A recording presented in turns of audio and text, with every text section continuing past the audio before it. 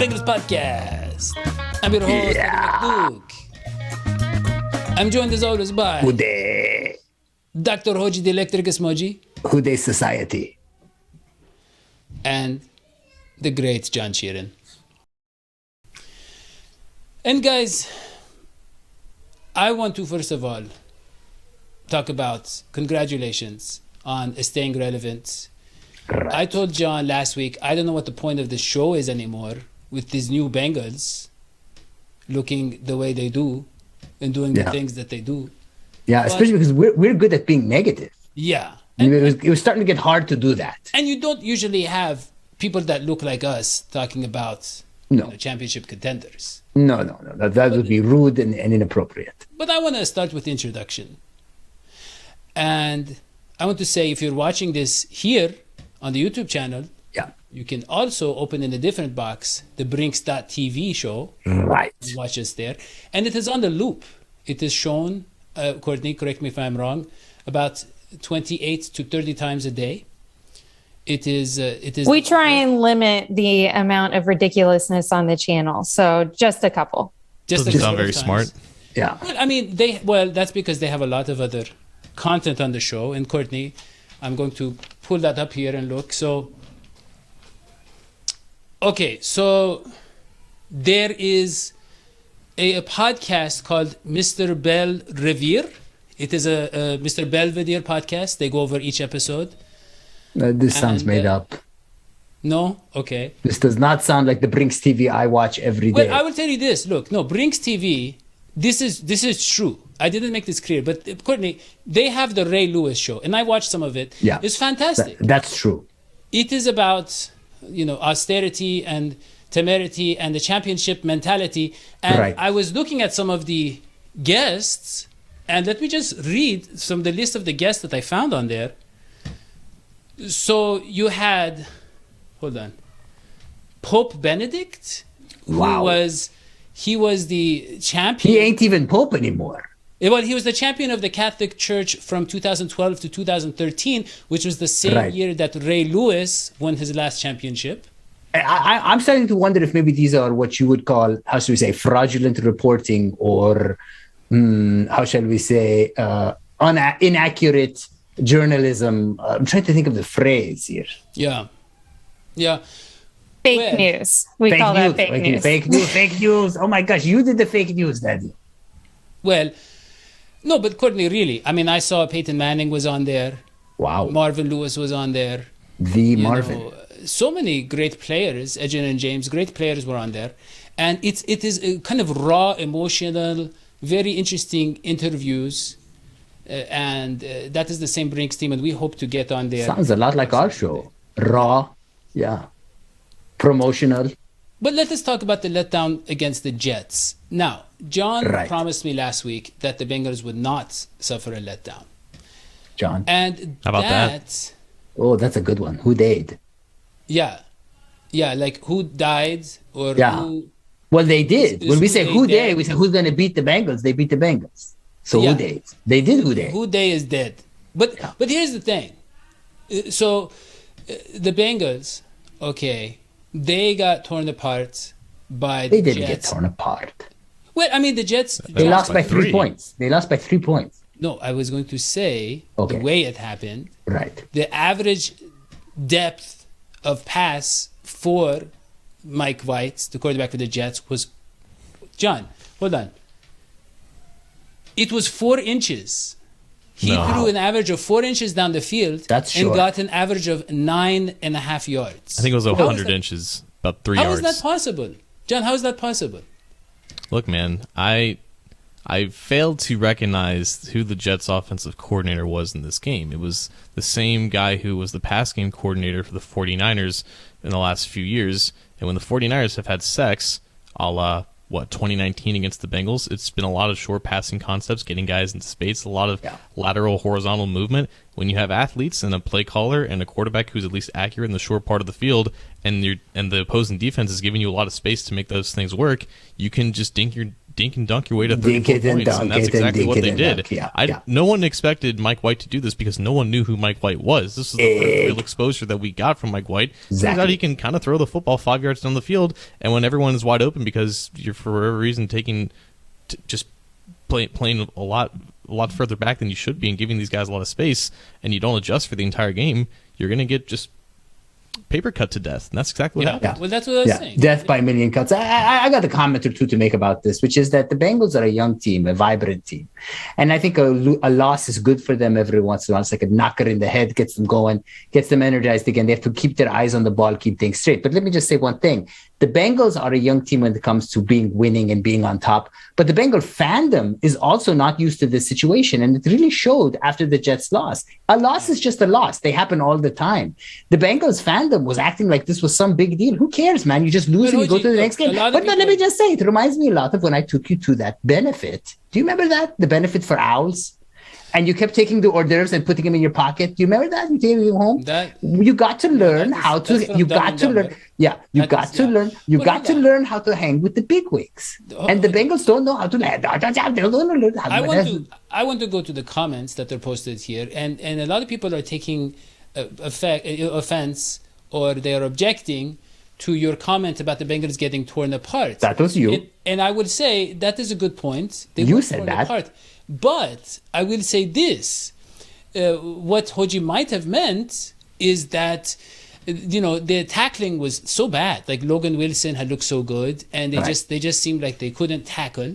It wasn't a short week. If it was a short week, if this was a Thursday night game, we'd be like, okay, they're tired. Okay, they overexerted themselves against the Ravens. Right. But they didn't really have an explanation for coming out so flat and then just, the 4 inches by 4 inches by 4 inches getting, But guys, look. Can we just take a little break and have John? Can we just have John sing "White Christmas" to us with that microphone? That's been snowing yet. Dreaming. Speaking of the Jets and White and Mike White, I want to talk about the guy that everybody's calling Mike White Light, which is Baker Mayfield. Oh yeah. I want to talk to the editor of Browns Digest, Mr. Pete Smith, the one and only. Yes, and he is the host of For Pete's Sake, Mr. Pete Smith. Welcome to the show. Welcome to the show. Hello. It is such an honor to have you, a journalist, on this show, raising things up a notch. We're talking about Browns versus Bengals here. Browns versus Bengals. We'll talk about. And it is the preview. And basically, Mr. Smith, I want to ask you, because a lot of people are saying, look, Baker Mayfield, what he's supposed to do? He throws the ball, they drop the ball. They catch the ball, they fumble the ball. What else can he do?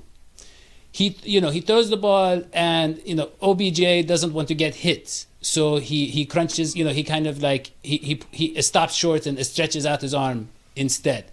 What is your take on this? What is really going on with the Browns offense? I think in general, the Browns offense is pressing across the board. I think they have a lot of similarities with the Chiefs, honestly, if you watch that game against the Giants. I think they have guys, Baker Mayfield most notably, Jarvis Landry is a good example this past game, who are just trying to do too much, and it's ultimately costing them in a big way. The same way Patrick Mahomes was doing too much against the Giants and ultimately led to more problems than solving them. I think both those teams, but the Browns in particular, they want to win so badly. They feel like, this is their year and all these things, that they've actually done so much, that they have so many guys on both sides of the ball that are trying to make hero plays, that they're actually hurting themselves and putting themselves in bad situations, which is ultimately why Baker Mayfield, one, hurt his arm or shoulder in the first place, and then two, broke his humerus in his shoulder the second time he went down, because he's trying to do too much. And that has been sort of an issue I've seen with this team the whole year. So what I'm hearing is he tried so hard that he lost his sense of humor, and it's just a very cold, kind of dark kind of life that he has now. Yeah. Right? Yeah. I mean, were you listening? Because I don't think that's what he Pete lost said. His humerus. No. Humerus is a bone. Listen. Yeah. He's hurt. The man is hurt. He's ailing. He's an But- ailing Baker Hold on. Mayfield. No, that Pete speak. He's the expert. But what I want to ask you, Pete, is a lot of people are saying this, that they're the same old Yeah. Browns. People talking. They have a lot of talent, People but be talking. ultimately the Browns are going to Brown. Same way the Bengals are going to Bengal, and we Yeah. saw that last week. What do you think? The Do Browns they- brown downtown, the Bengals Bengal in the jungle. Basically, where do you stand on free will and predestination? Do you think the Bengals and the Browns can write their own destiny or not? Yeah, in this case, I think it's all about their health. I think the Bengals will go as far as Joe Burrow allows them in the sense that he's upright. Right. You watch that game against the Ravens where they did really well and obviously beat the crap out of them. At the same time, you're also terrified because that's the game where he sort of bruised his throat and you're sitting there going, there's always this element you're holding your breath because you've got this phenomenal talent between him and Jamar Chase. And then you're always sitting there going, how long is this going to hold up with a questionable offensive line? In the same sense that I think Baker Mayfield can be a really good quarterback. He's clearly proven that, but he's also hurt. And there are some lingering issues with health along the offensive line, health with their receivers. And it's sort of holding them back from just realizing what they're capable of. So you can see them do some great things where they score 40-some points against the Chargers, ultimately lose. And you can see them do things like score 10 and lose a game they could have easily won against the Steelers in the same way that the Bengals beat the Ravens in what should have been a huge win for them. And then when you give it away against the Jets, it sort of mutes that great feeling you had. So let us go to QB1, somebody to love. And basically, QB1, somebody to love. I think that's it. I think I know what your answer will be. Is like, look, Baker, we have to look at things in a vacuum. He's doing his job, right? Yeah. But let me ask you this: when I see receivers drop a lot of passes, Right. it tends to happen, to certain quarterbacks or certain offenses. Yeah. They ain't throwing quite right, is what he's saying. They ain't throwing, it's like you just got they're not where they want them or when they want them, or they have bad experiences that kind of I don't know maybe, but because look at OBJ with a guy like Eli Manning, and then look at OBJ now. Yeah, it just worked. What is going on? What I mean is, Is Baker? What he's really asking is, we see Baker on the commercials, we see Baker do this, and then sometimes we see Baker playing. It doesn't really look Baker. Is Baker real or not? Is he the real deal? Is he elite? Is he what he's supposed to be? Well, I guess what I would say is there something going on, but he can't get the most out of that, skill set, personnel, those guys. You sticking with Baker? Yeah, I think Baker's fine.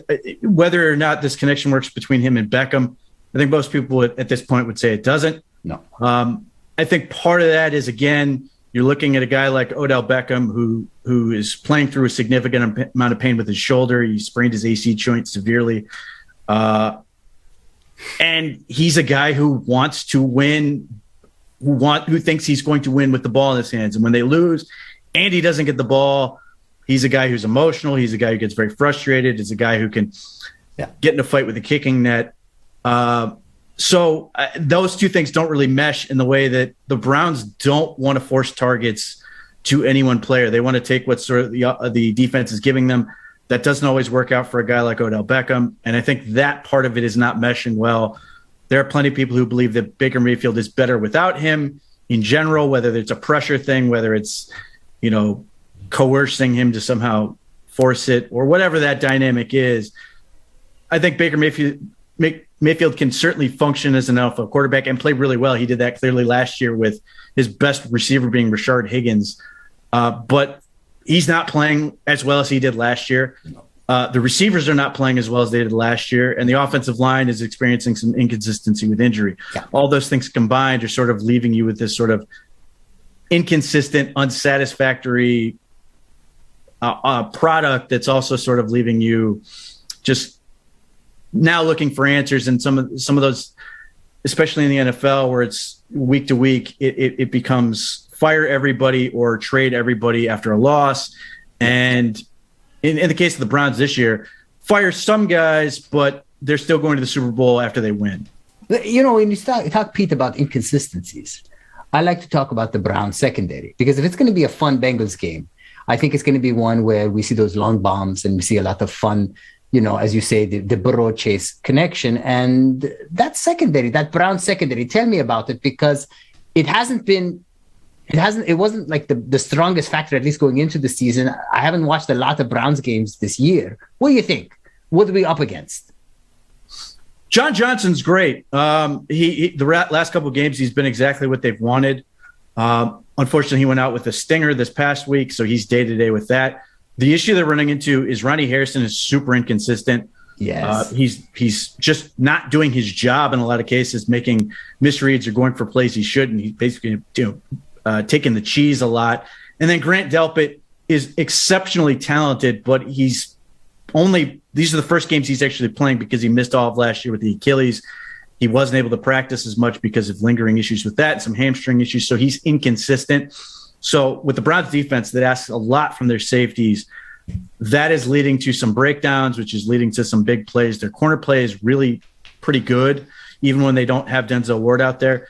But the safety breakdowns are really hurting them. And then when they lost Johnson this past week, the fact that they want to play with three guys, and then when they lose him, they're down to two. And so they're having to play some more linebackers at that point because they have some issues with their depth. MJ Stewart's been out for a while with injury. That's left them sort of in a position they don't want to be. So when they're healthy, they're okay, but they're still having some breakdowns. They were much better against the Broncos, was not as good against the Steelers, but that's been an issue they have not yet solved. And that has allowed teams and potentially a team like the Bengals with a guy like CJ Uzama, who's been really, really impressive, to capitalize on that, or potentially if, they run something that allows Jamar Chase to sort of find himself in a safety and they misread it, potentially wide open down the field. That's good pronunciation of Uzama, but just so we're all on the same page, the Browns have been dealing with a lot of injuries, and maybe Bengals fans may not be up to date with who is nursing injuries or who may be out for this game. So even though there's no injury report for this game just yet, could you kind of give us a quick rundown of all the key impact Browns who are dealing with injuries right now? Yeah, John Johnson's day-to-day. Jadeveon Clowney, he's dealing with 3 different injuries. He played last week, but he was clearly laboring, so his status is a little bit up in the air. Offensive line-wise, Jack Conklin is out for several weeks. He dislocated his elbow last week. They had, I think, a quarter and a half of the starting offensive line. They started with week 1 before Jedrick Wills went down with an ankle, so that's been an issue. Kareem Hunt is still out. JOK is still out. So those are the main guys. Denzel Ward, I doubt he will play in this game. They're really happy with what they're getting out of Greedy Williams and Greg Newsome, who's been a really impressive rookie. But they're down a few guys in that spot. Linebacker-wise, not having JOK has been a bigger deal than they would like to admit. So those are the biggest guys they're missing. I'm sure I'm forgetting somebody, but those are sort of the key guys. And obviously Jarvis Landry still dealing with a knee. Odell Beckham, whatever his status is going to be with this, still dealing with the shoulder, but those guys will likely play if they're in the lineup. And we can add Baker, because Baker isn't 100%. He's at best. Yeah, 80. I mean, look, he's going to play. That's just who he is. I mean, he would have played against the Steelers or the Broncos Thursday right after he injured himself. I mean, he went back into the game with a broken bone in his shoulder against the Cardinals. That's just what he is. But yeah, he's got a torn labrum in his shoulder, so that's going to be something that lingers with him the whole season. Yeah. Well, we talked about with the Jets game how the biggest problem is going to be their defensive line. And well, look, we saw Mike White, kind of like this. John? What did John say? Like, his paper cut us to death. But at the same time, we did have some struggles, John, in protection, right? We had some breakdowns, and So this game, well, let us go to along the lines, please. And this game, Myles Garrett is not going to be around. Okay. But John, what do you think? How is that matchup? Can the Bengals...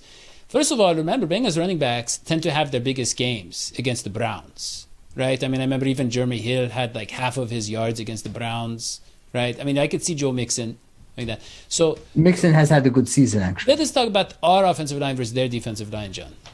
I think Myles Garrett just matters in ways that Aaron Donald matters. He matters in ways that Reggie White matters. Like, you can never ignore where Myles Garrett is on the field because he will he will mess you up. He will mess you up. He will mess up double teams. Not us, but yeah, okay. No, he has messed up the Bengals. Like, you remember when Cedric Ogbuehi was playing, when they were both rookies? Like, Myles Garrett had the game of his life against him. It hasn't really mattered who the Bengals have put up against Myles Garrett. Jonah Williams gave him a great fight last year, I think, in that Thursday night game, and there were still some times where Garrett almost killed Joe Burrow.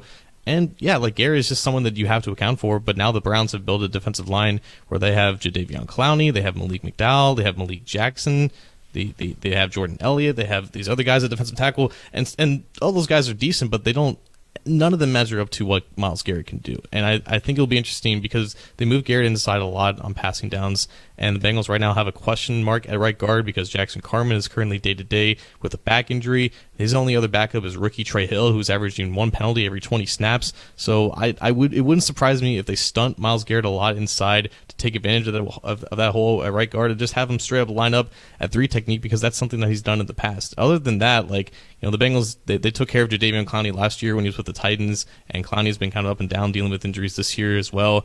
I'm really interested in Malik McDowell too, because he's really talented and he's just been out of the league for a while, but he seems to have found a home in Cleveland. So the Browns have done a good job of building that overall defensive line, but it doesn't matter if they can't stop Myles Garrett, at least contain him. I thought you said he wasn't going to play, John. Now I'm scared. What do you mean he's not going to play? I thought he was injured. No, he's fine. I mean, he's injured in the sense that he's got some stuff, but no, he doesn't miss games against emotionally. But physically, he's fine. Well, that's not good. That's not good. He doesn't miss Bengals games. He knows what he's going to see. Yeah. He's a big fan of Joe Burrow. So, okay. I'm not worried, really. I'm not worried about I think Joe Burrow has really learned how to navigate, Well, let us make your prediction then, Hoji. Let's go to predictions. My prediction, okay. I'm going for a Bengals win. Bengals are angry. You made them angry. You've played with the tail of the tiger, as we say.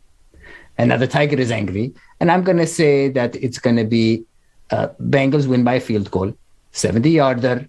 I keep calling it till it happens.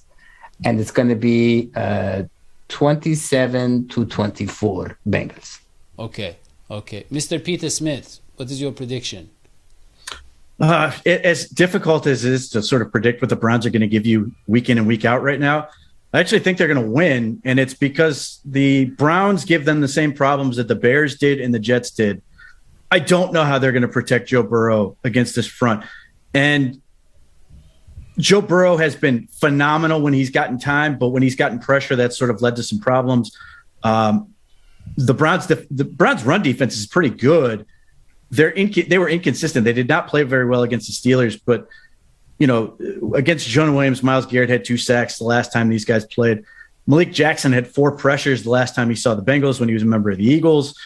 I don't know what Jadeveon Clowney's going to be able to do, but Takarius McKinley's a really good matchup against what the Bengals have on the outside because he's a speed rusher. And if the Bengals are consistently finding themselves in passing situations, they're actually a good matchup. What I don't know is how well the Browns are going to be able to run, because the Bengals defensive front is really underrated, I think, league-wide.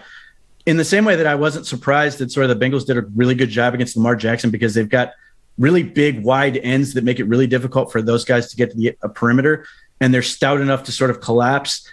I'm very curious to see what they can do against a guy like Nick Chubb.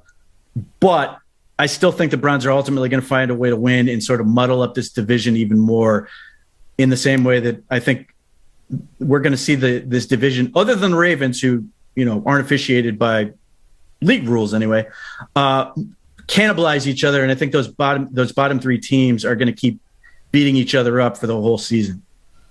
And who's your player of the game, Mr. Peter Smith? Oh, in this case, I would say it'll be Myles Garrett. I think Zach Taylor's, I won't say he's a genius, but he's not a moron. He understands that they've got to get the ball out quickly, but I don't know if they're going to be able to do enough to sort of prevent Myles Garrett from not making a big play, whether it's a fumble, whatever, some type of turnover that they desperately need, and he's more than capable of producing. John? I think it ultimately comes down to Baker, who is quietly, maybe not for the Browns, but for Bengals fans, he's quietly 5-1 against the Bengals in his career. and neither team has had issues scoring against each other. We saw last year Thursday night's shootout. We saw the Bengals offense come alive against them in their home game, but ultimately the defense let them down. And I think it's games like this which is why the Bengals have completely rebuilt their defense to take on the new age Browns and the new age Ravens. And they saw success against the Ravens earlier this year, but this is their first test against the Browns offense that is still it's going into a flux. And this, like, Mayfield has history of doing well against the Bengals, and they can't really discount that. I think this is just, after this game, the schedule really does get real from the Bengals, and they're coming off of a bad loss against a bad team, and they have another bad team in the Browns with another bad quarterback. I'm just kidding, Pete. I'm trying to rally you up there a little bit, but it's not working. No. I mean, you can't face Pete. He's the man there. But Stone Cold. I really do think it comes down to just how the Bengals. How they face Mayfield. Can they force him to have one of his worst games against the Bengals? Because I think the Bengals defense is going to be hungry in this game. They're coming off an embarrassment against Mike White, and I think they're going to try to make a statement, but it's not going to be a blowout regardless. I'm going to say the Bengals barely squeak out a win here, maybe at the gun with a field goal, because like the Browns are definitely better than I think Bengals fans are giving them credit for, but the timing probably couldn't be better for the Bengals coming off of that loss. Yeah. Well, if you're asking me, I say it's anyone's game. Really. I mean, it could be anybody's game, but here it comes. Yeah, I mean, I think the Bengals are going to pull it out 28-3. And I think that the play of the game would be Joe Mixon. So when I say anyone's game, it could be Joe Mixon, could be Tyler Boyd, could be any of these guys. But I think it would most likely be Joe Mixon. I said he'd be the player of the game last week. Fantasy-wise he was. He had 2 touchdowns. But I think he has 130 yards rushing or more. And look, the Bengals have had their worst games against the worst teams other than the Packers. But I mean, the Bears, Jaguars, they had to really claw their way back. And then the Jets. And the Browns are a bad franchise. And their quarterback, I call him a rich man's Andy Dalton, lovingly. I mean that in the nicest way. There is no nice way to say that. Like that there is no nice interpretation of that. Being rich in any situation is always good. You're saying an overpaid. No. This is classic passive behavior. You have upset our guests. You don't need to deal with this. Give the Bengals the W and get ready for the Raiders. Yeah, just give it to us, Pete. Give us that. And but look. No, Pete, I'm sorry you have to see this. This is a professional show, but sometimes, Hoji kind of... Speaking of which, John and I are going to start a union. I don't know if you've heard the news, but we're going to unionize. Oh, we're announcing that now? Yeah. Well, we're going to get health benefits and dental. Finally. Courtney, tell them that's not legal. Courtney. No, I don't think you can do that on your own. Yeah, Pete, you can join our union. Courtney, can we please go to the most important segments, promotion. Oh, yeah. Pete, yeah. So this show is about a lot of things, Pete. It is, we talk some football. We talk a little bit about life. Environment. We talk about love. No, we don't talk about the environment. But ultimately, Pete, it always comes down to money. Right. Because basically, thank you for that, Courtney. Do you hear that touching music? Pete, what we want you and your fellow Browns fans and your readers and your listeners to do is to go out and support those hated AFC North rivals and support our show, because this is the number 1 Bengals podcast, but it is the worst Bengals podcast and least insightful, which means when you are supporting us, you are actually hurting the Cincinnati Bengals. Yeah. That is my pitch to you. Yeah, because it's like we're bad, but we're number 1. Yeah. So you should support it. I don't know how we do it, but that's all I have for that. Okay, look, everybody. I don't think you're going to get a lot of Browns help. Go subscribe to Sports Illustrated. Follow Pete on Twitter. Read all of his blogs. They are free. And he has the Pete's Sake podcast. Go subscribe there. Leave 5-star review. For Peter Smith. Oh, yeah. And John Sheeran, and Dr. Hoji Dr. Gismoji. One and only. I am here to tell you, please, until the music Please. kicks in. Please, oh, there you go. Subscribe to our show, leave 5-star review, go to YouTube. Subscribe there, podcast, everything. John, tell them. Subscribe to DNA Sports on YouTube. Follow us on Twitter at DNA Sports, and listen to us on Spotify, iTunes, and everywhere you get your podcast. Thank you. There we go. See you next time. So long. Sweetie. Bye.